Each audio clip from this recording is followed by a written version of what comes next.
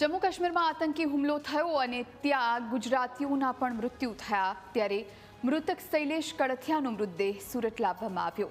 Air ઇન્ડિયાની flight મારફતે આ મૃતદેહને સુરત લાવવામાં આવ્યો। પાર્થિવ દેહના દર્શન માટે એરપોર્ટ પર લોકોની ભીડ જોવા મળી। CR પાટીલ, હર્ષ સંઘવી, પ્રફુલ્લ પાનસેરિયા હાજર રહ્યા। ધારાસભ્ય પૂર્ણેશ મોદી, સંદીપ દેસાઈ, કુમાર કાનાણી પણ હાજર રહ્યા। મનુ ફોગવા, MP મુકેશ દલાલ સહિત ભાજપના કાર્યકર્તાઓ ઉપસ્થિત રહ્યા। પાર્થિવ દેહને સુરત એરપોર્ટથી સ્મીમેર હોસ્પિટલ લઈ જવામાં આવ્યો। વરાછાના શેઠ કસ્તુરી બંગલોથી અંતિમ યાત્રા નીકળશે। અંતિમ યાત્રામાં CR પાટીલ સહિતના નેતાઓ પણ હાજર રહેશે।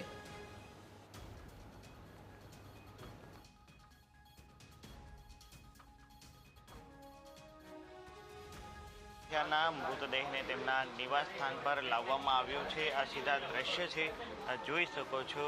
મહત્વની વાત છે કે ગઈકાલે રાત્રે આજે પ્લેન મારફતે શૈલેષ કડથિયાના મૃતદેહને સુરત ખાતે લવાયો હતો અને ત્યારબાદ આખી રાત જે મૃતદેહ છે કોલ્ડ સ્ટોરેજમાં રાખવામાં આવ્યો હતો। મહત્વની વાત છે કે સગા સંબંધીઓ પણ આજે છે તે ઉપસ્થિત રહ્યા છે અને જે સંબંધીઓ છે તેઓ પણ અહીં આવી ચૂક્યા છે અને હવે થોડી જ વારમાં આજે શૈલેષ કડથિયાના મૃતદેહ છે તેમના જે અંતિમ સંસ્કાર માટેની જે વિધિ છે તે શરૂ થશે અને ત્યારબાદ અહીંયાથી જે પોલીસ બંદોબસ્ત સાથે મૃતદેહને આજે સ્મશાન ગૃહ ખાતે લઈ જવામાં આવશે। કઠોર ખાતેના સ્મશાન ગૃહમાં અંતિમ સંસ્કાર કરવામાં આવશે। તો બીજી તરફ આજે જે સમગ્ર ઘટના હતી તેને લઈને લોકોમાં આજે શોકનો માહોલ જોવા મળી રહ્યો છે। બીજી તરફ શૈલેષ કડથિયાના પરિવાર આજે ઘર પર પોલીસનો ચુસ્ત બંદોબસ્ત છે તે ગોઠવી દેવામાં આવ્યો છે। મોટા વરાછા સ્થિત આ નિવાસ સ્થાન આવેલું છે અને અહીંયા પોલીસનો ચુસ્ત બંદોબસ્ત ગોઠવી દેવામાં આવ્યો છે અને આજે સીધા દ્રશ્ય જોઈ શકો છો કે આજે શૈલેષ કડથિયા જે મૃતક છે તેમના આજે અંતિમ વિધિ છે તે આજે શરૂ કરવામાં આવી છે। સંબંધીઓ છે તે હાલ અહીં પહોંચી ચૂક્યા છે। મૃતદેહને ઘરની અંદર લવાયો છે અને શાસ્ત્રોક્ત વિધિઓ છે તે શરૂ કરવામાં આવી છે। એટલે કે જે પ્રકારે પ્રવાસીઓ પર હુમલાની ઘટના સામે આવી હતી અને તેમાં શૈલેષ કડથિયા નામના વ્યક્તિનું છે મોત થયું હતું। શૈલેષ કડથિયા છે તે જે પોતાના પરિવારના એકના એક દીકરા હતા અને છેલ્લા 9 વર્ષથી વડોદરા અને 1 વર્ષથી મુંબઈ સ્થાયી થયા હતા અને બેંકના કર્મચારી હતા। પરિવાર સાથે ફરવા ગયા હતા અને જ્યાં આ આતંકી હુમલામાં તેમનું મોત થયું છે અને હાલ તેમના જે પાર્થિવ દેહને અંતિમ સંસ્કાર માટે ઘરે લાવવામાં આવ્યું છે। થોડી જ વારમાં શાસ્ત્રોક્ત વિધિ બાદ જે તે મૃતદેહ છે તેમને કઠોરના સ્મશાન ગૃહ ખાતે અંતિમ વિધિ માટે લઈ જવાશે। કેમેરા પર્સન કેસી વઘાસ સાથે મિત્રુપાપરા, ન્યૂઝ કેપિટલ, સુરત। તો સુરતથી આપને દ્રશ્યો બતાવ્યા જ્યાં શૈલેષભાઈના મૃતદેહને હવે અંતિમ સંસ્કાર માટે લઈ જવામાં આવશે। મોટી સંખ્યામાં પરિવારજનો, સગા સંબંધીઓ ઉપસ્થિત છે। રાજકીય નેતાઓ પણ ગઈકાલે રાતથી જ પરિવારને સાંત્વના આપવા માટે અને મૃતકને શ્રદ્ધાંજલિ આપવા માટે પહોંચ્યા હતા।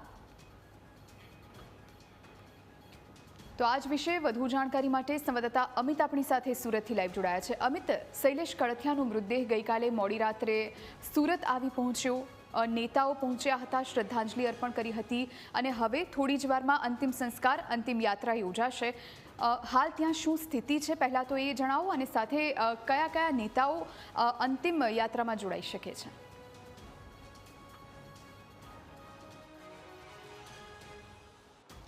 જી ચોક્કસથી જમ્મુ કાશ્મીરમાં જે પ્રકારે આતંકી હુમલાની ઘટના સામે આવી હતી, પર્યટકોને તેમનું નામ અને ધર્મ પૂછીને મારવામાં આવ્યા હતા અને આ ઘટનામાં સુરતના એક વ્યક્તિ હતા શૈલેષ કડથિયા, તેમનો પણ સમાવેશ થયો હતો।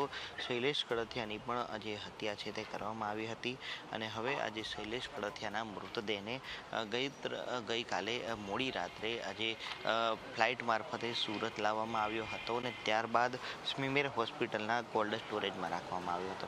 જોકે સુરત એરપોર્ટ પર ભાજપના પ્રદેશ અધ્યક્ષ અને કેન્દ્રીય મંત્રી CR પાટીલ, રાજ્યના ગૃહમંત્રી હર્ષ સંઘવી, સુરતના મેયર દક્ષેશ માવાણી, રાજ્ય શિક્ષણ મંત્રી પ્રફુલ્લ પાનસેરિયા, આ તમામ જે નેતાઓ હતા, આ ઉપરાંત શહેર ભાજપના હોદ્દેદારો અને જે કોર્પોરેટરો, કાર્યકર્તા તમામે શ્રદ્ધાંજલિ અર્પણ કરી હતી અને થોડી જ વાર પહેલાં જે શૈલેષ કડથિયા છે તેમના મૃતદેહને સુરતના મોટા વરાછા સ્થિત તેમના નિવાસ સ્થાન પર લાવવામાં લાવવામાં આવ્યો છે. સીધા દ્રશ્ય જોઈ શકો છો કે મોટી સંખ્યામાં આજે સંબંધીઓ છે તે અહીં જે અંતિમ યાત્રા માટે જોડાવા માટે અહીં ઉપસ્થિત રહ્યા છે.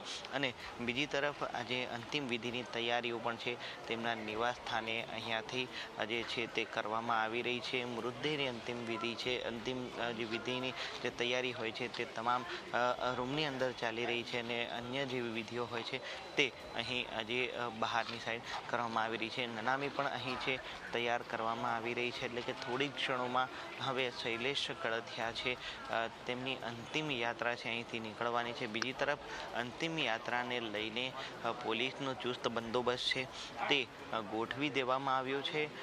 તમામ જે રાજકીય નેતાઓ હતા તેઓ છે જે પરિવારના સંપર્કમાં છે.